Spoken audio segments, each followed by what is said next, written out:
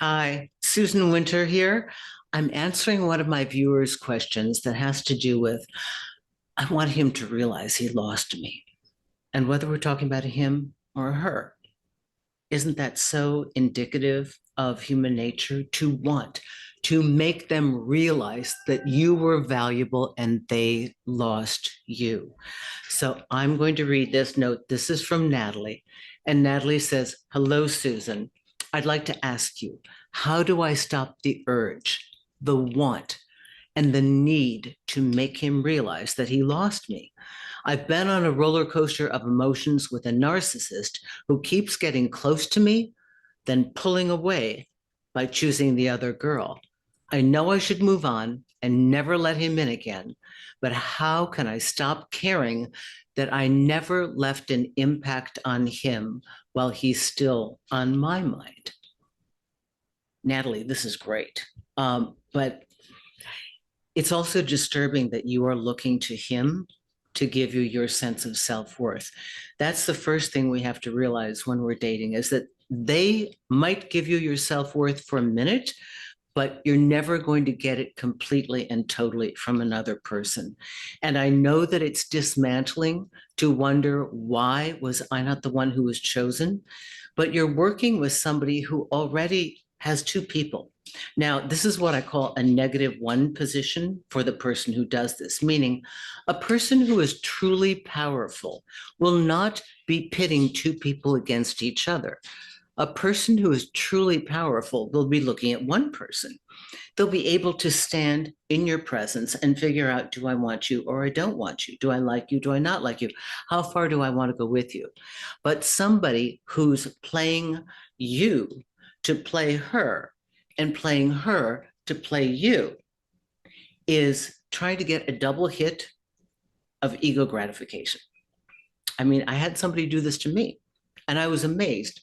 And the only conversation that I could come back to him with was that I was surprised that he was doing it, because it shows a lack of confidence and it shows weakness, that you need two to make you feel like enough, and that you pit them against each other. And then I tied it back into his business and showed him how that makes him look like less of somebody that we would respect, a weaker man. But for you, who are in between the wanting to be chosen and knowing that you shouldn't want that at all, for somebody who is looking at this and thinking, I need to have more in my life, I want more, okay, I should walk away, but I just don't have the courage to do so now, because I just want to win, just that little bit. I want them to want me. Oh, I can leave them, but I want them to want me just a little bit. And this word for what that is called ego. Not a bad thing, but that is what it is. It's not love. It isn't. It's not even infatuation. It's the desire to win, and you have competition. So here's the thing. Neither you or this other person, you're not getting this object of your desire, okay? Neither one of you getting it. And if you know this person is a narcissist, like, all the red flags are here. What amazes me when I read this stuff is I know the pain that you're in, and I know that to an outsider, it looks like, oh, we can fix this. Anybody can see that. And I also know that when you're in it, it's impossible. You're in it, you're in the middle of it, you can't feel, you can't think, you're just going with your emotions. You want what you want, you know, it doesn't make sense. So the discipline, and that's what it is, the mental discipline is up to you at this point. If you know this person's a narcissist and you know the pattern, you've isolated, pulls you in, pushes you away, goes to the other person. Have you ever thought of, he does the same thing to the other person when he comes to you? So why do you want this? Like, this is the only thing that makes this person interesting to you, to anyone, is the fact that you can't have him. That elevates his desirability. So maybe you should do the same thing back. But firstly, and uniquely and completely and totally, don't want him. You don't want this person. You want to win. It's okay. Admit that it's your ego.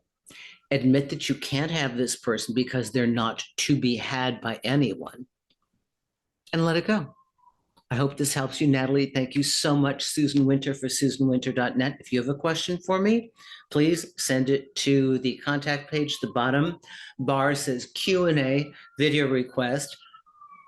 I'm in New York City. As you can tell, can't do much about that. But like an emergency vehicle, I can help you as well. And if you want to really get the help you need, book a consultation. That's on the consultation page.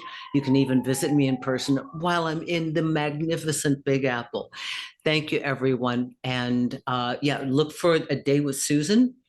That's great because I see you one-on-one. It's the only time that I actually work with you in person.